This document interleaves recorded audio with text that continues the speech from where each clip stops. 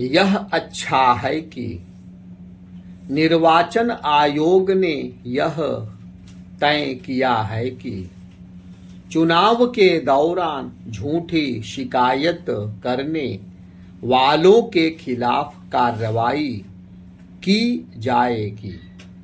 ऐसा किया जाना इसलिए आवश्यक है क्योंकि चुनावों के दौरान राजनीतिक दल एक दूसरे के विरुद्ध केवल झूठी शिकायतें ही नहीं करते बल्कि कभी कभी तो वे निर्वाचन आयोग पर भी पक्षपात करने के झूठे आरोप मढ़ देते हैं।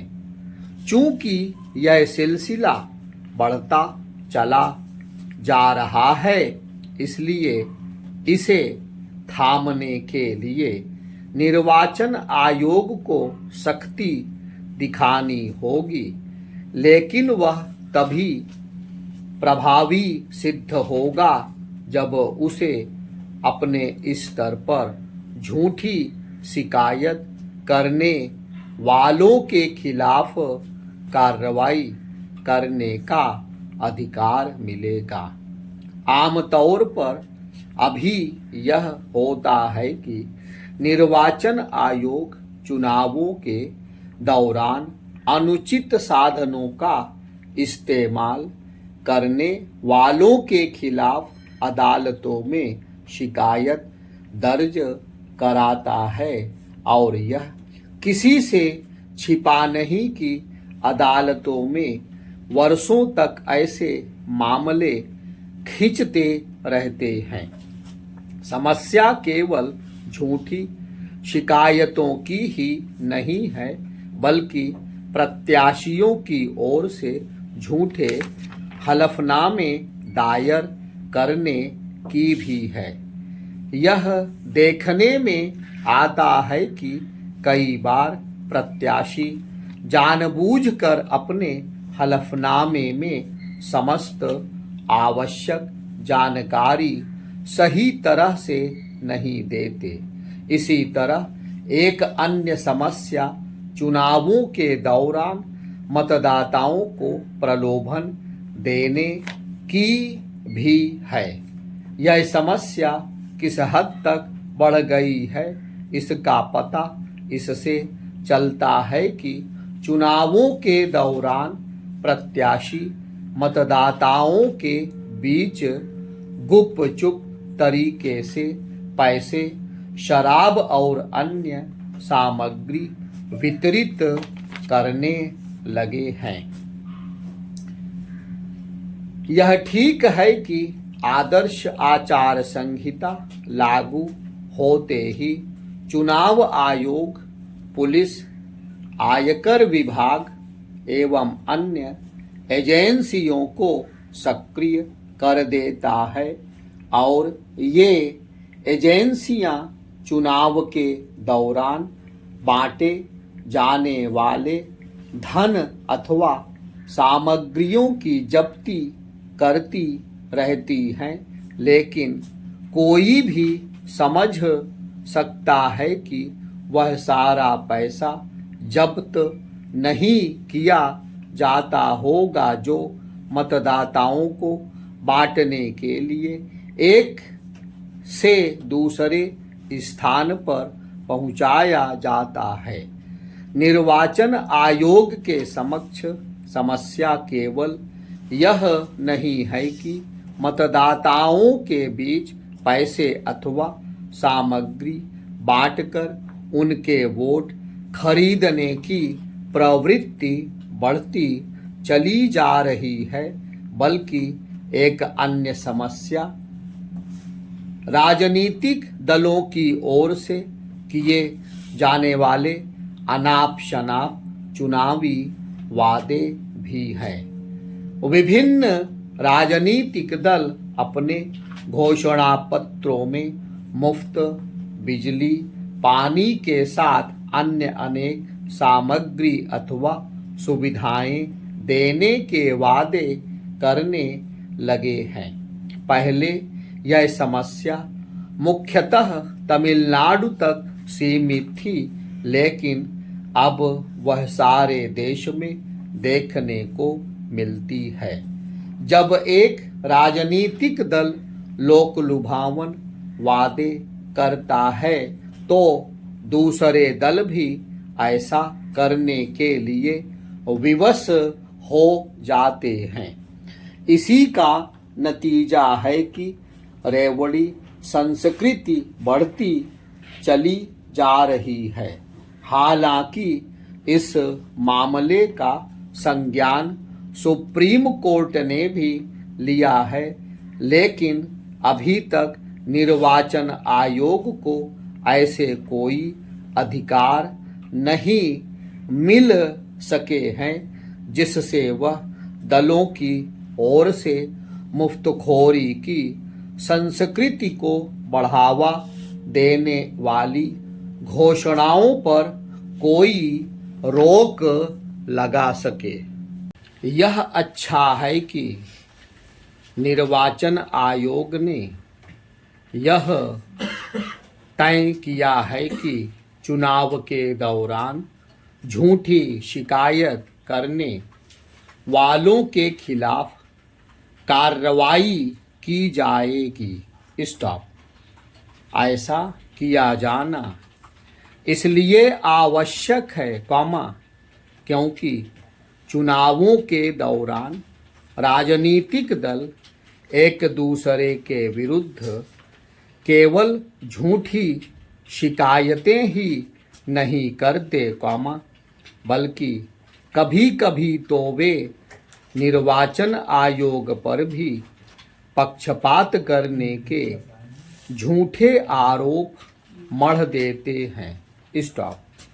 चूंकि यह सिलसिला बढ़ता चला जा रहा है, इसलिए इसे थामने के लिए निर्वाचन आयोग को सख्ती दिखानी ही होगी, लेकिन वह तभी प्रभावी सिद्ध हो सकेगा, जब उसे अपने स्तर पर झूठी शिकायत करने वालों के खिलाफ कार्रवाई करने का अधिकार मिलेगा। स्टॉप। आमतौर पर अभी यह होता है कि निर्वाचन आयोग चुनावों के दौरान अनुचित साधनों का इस्तेमाल करने वालों के खिलाफ अदालतों में शिकायत दर्ज कराता है, और यह किसी से छिपा नहीं कि अदालतों में वर्षों तक ऐसे मामले खिंचते रहते हैं। स्टॉप। समस्या केवल झूठी शिकायतों की ही नहीं है, बल्कि प्रत्याशियों की ओर से झूठे हलफनामे दायर करने की भी है। स्टॉप। यह देखने में आता है कि कई बार प्रत्याशी जानबूझकर अपने हलफनामे में समस्त आवश्यक जानकारी सही तरह से नहीं देते। स्टॉप। इसी तरह एक अन्य समस्या चुनावों के दौरान मतदाताओं को प्रलोभन देने की भी है। स्टॉप। यह समस्या किस हद तक बढ़ गई है, इसका पता इससे चलता है कि चुनावों के दौरान प्रत्याशी मतदाताओं के बीच गुपचुप तरीके से पैसे, शराब और अन्य सामग्री वितरित करने लगे हैं। Stop change.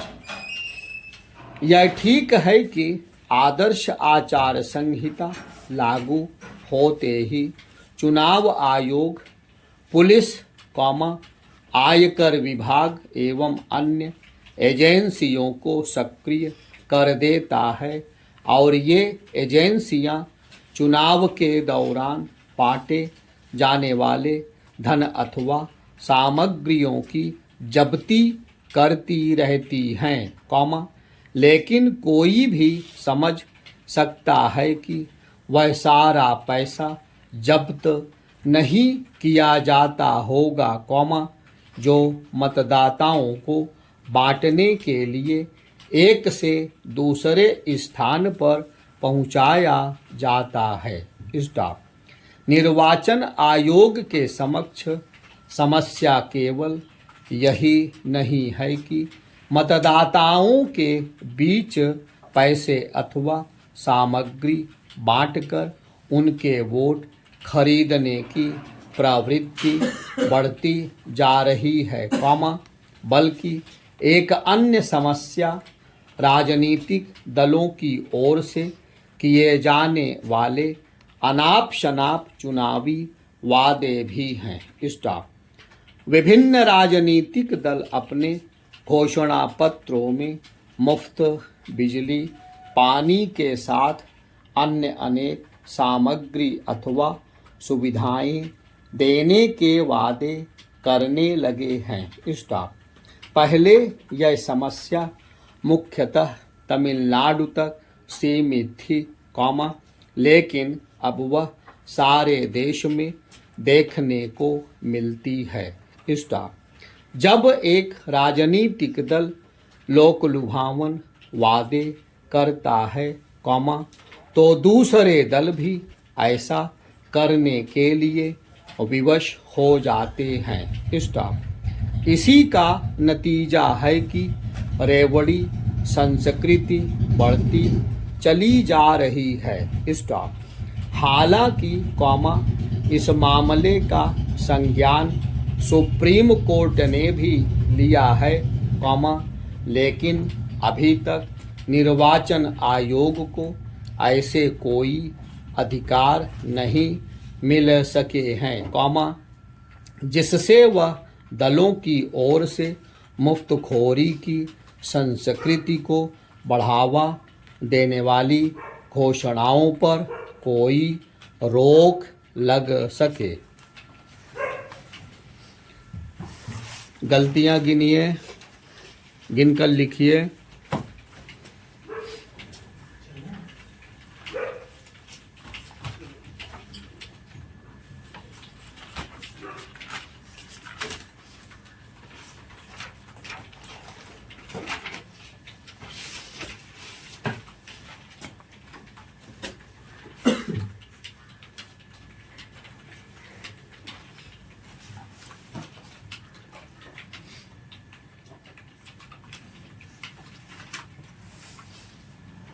हाँ, कितनी है?